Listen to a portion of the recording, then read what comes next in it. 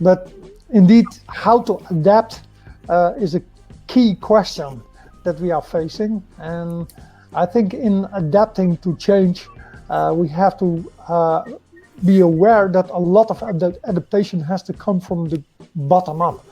A lot of change is required from community levels. And so I think a big challenge is finding ways to support local communities to make a change. Because I think that partly perhaps top-down policy can support that, but I think there's an enormous potential in supporting local communities and making a change. And this may result in a kind of cultural change that we really need. And I think cultural change can go faster than we sometimes expect. If I just reflect on my menu and the menu that my parents had, then you can see that in one generation a lot can change. You cannot not agree with her. I think that's what Wonder says. I miss two things in that, and you pointed to one already. One, I think if we want to change it, we will have to be more based on the interaction of people and less on the interaction of countries. I mean, countries is an outdated concept, so is language, so is whatever. We still think as Europe, and now I refer to you, we still think in those terms. So I think we have to forget that. And secondly, bottom up, the role of communities and empowering those communities to take their own responsibility and then co-construct, in between, and again, a network, to go back to complexity, a network of communities that together build a project to Europe. And I miss that idea of network of people rather than network of countries, and the role of communities and bottom up. And I think those two are for me important conditions if you would like to tilt the challenges that the European Union has, to say it nicely. I actually liked it, and it spoke to me about fashion, and I don't mean, I mean fashion in the broadest sense. So in order for us to change, to really accept our responsibility on climate change, then we will have to change what is fashionable. So we have to change that it will no longer be fashionable to drive a gas guzzling 4x4 or to light your house up like a lighthouse through the night for absolutely no reason, or to consume red meat at the levels that we do right now. And so to me, whether you call it Bauhaus or something else, it is about changing what is acceptable and fashionable.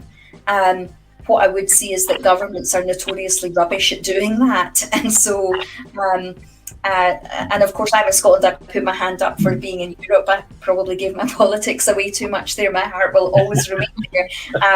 But I don't hold out much hope that these things can really be centralised. And so to both Vander and Walter's point, I think it happens at a kind of community level, that we decide for ourselves a much more smaller unit for what is and what isn't acceptable, and we sanction people in all sorts of interesting and small ways when they go against what's now socially acceptable or what's fashionable. So that's what I took from it. It actually piqued quite a lot of interest for me.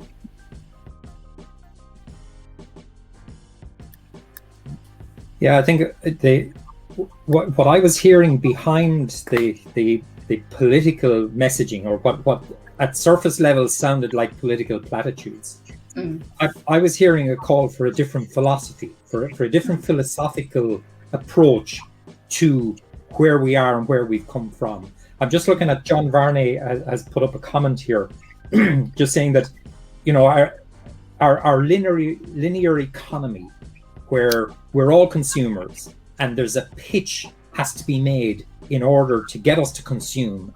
And it's the philosophy of winner takes all, greed is good, let me individually accumulate, as opposed to what the European president's message seems to me to be, do we just need to rethink? And I think, Jacqueline, it's going back to your original earlier point about this concept of community over the individual, that we have become too individualistic.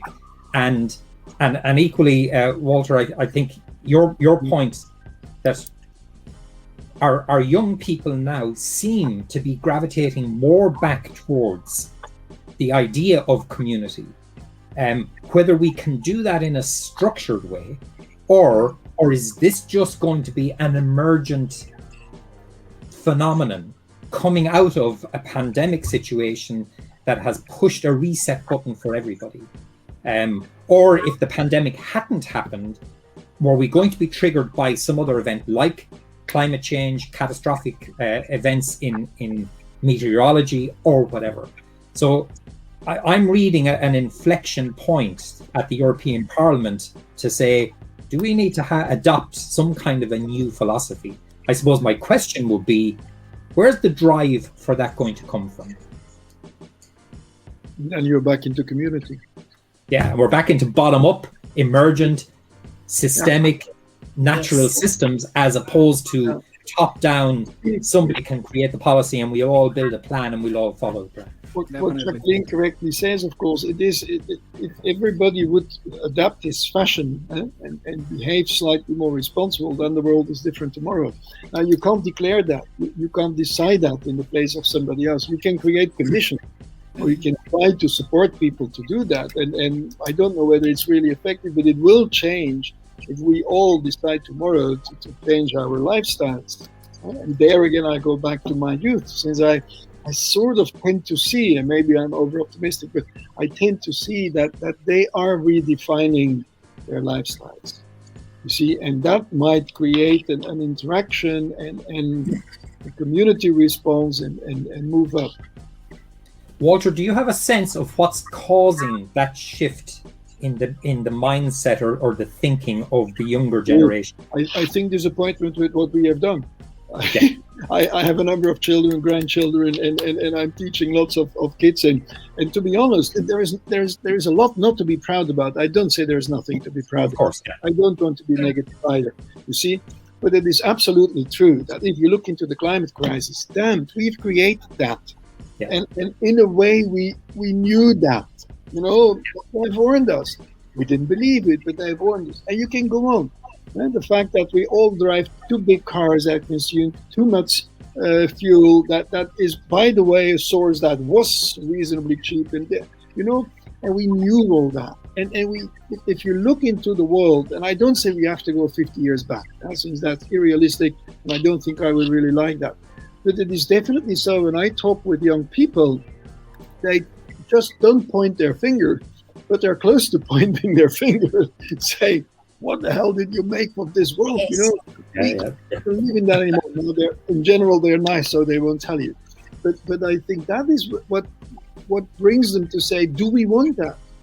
And if we have the chance to change it, if we have the chance to have a better life, and what is a better life? By the way, for my generation, what was a better life? Success, big car, big house, etc. Even a dog. Hey, I mean, okay. That was sort of what we felt was the ideal life. If you talk today to kids, they say, I like to have a job that I like to do, you know, and that at the end of the day, I feel I'm useful.